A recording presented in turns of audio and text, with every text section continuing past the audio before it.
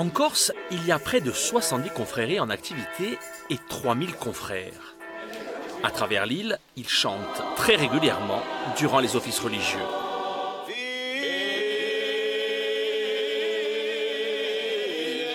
Désormais, ils pourront s'appuyer sur un livre rédigé par l'un d'eux.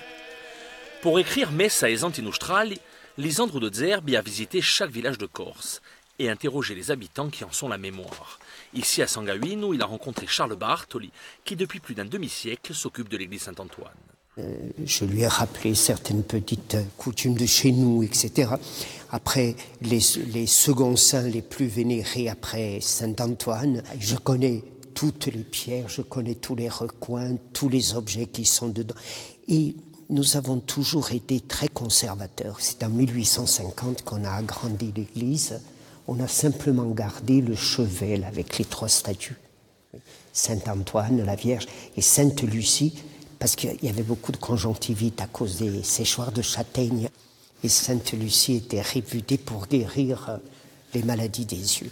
Des histoires comme celle-ci, qui rappellent les croyances et les traditions de chaque coin de Corse, il y en a des dizaines dans Messa e Santi Nostrali, un livre dense qui allie sérieux universitaire et envie de partager un savoir avec le plus grand nombre. Pour mieux comprendre sa démarche, nous avons rencontré Lisandro de Zerbi. Ce qu'il faut dire vraiment, parce que c'est très important, c'est que votre livre, il ne s'adresse pas qu'aux confrères.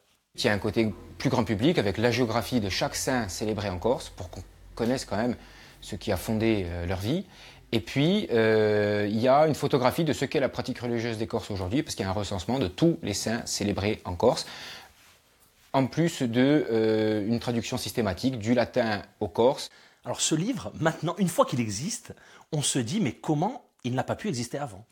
Depuis quelques années, quelques dizaines d'années maintenant, les confréries, on voit qu'il y a un fort regain d'intérêt, notamment de la part des jeunes, et que donc il y a une multiplication de personnes qui veulent s'investir dans la vie religieuse, même en demeurant laïque, et peut-être que tous ces jeunes qui rentrent dans les confréries, ils ont besoin de savoir aussi pourquoi on se déplace chanter un mariage, pourquoi on se déplace chanter un enterrement, pourquoi on accompagne la liturgie régulière, pourquoi on donne du temps pour la communauté. Et donc dans ce livre, il y a, j'espère, les réponses à toutes ces questions.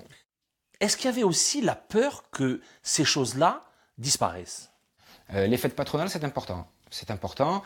Et le fait qu'elles disparaissent, je pense que oui, ce livre, il a voulu peut-être aussi participer au fait que ces traditions restent vivantes, parce qu'elles portent un message, parce qu'elles sont utiles et parce qu'elles sont d'autant plus utiles aujourd'hui. Ce livre, on s'en aperçoit dès qu'on l'ouvre, c'est un travail énorme. Combien de temps, voire d'années, vous y avez consacré ? Ça m'a pris plusieurs années, ça m'a pris 4 ou 5 ans, en accumulant un saint, puis un autre encore.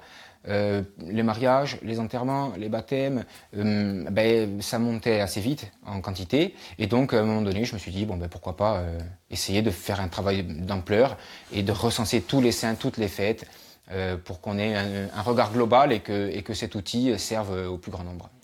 Merci beaucoup, Lisandro de Zerbi. Merci.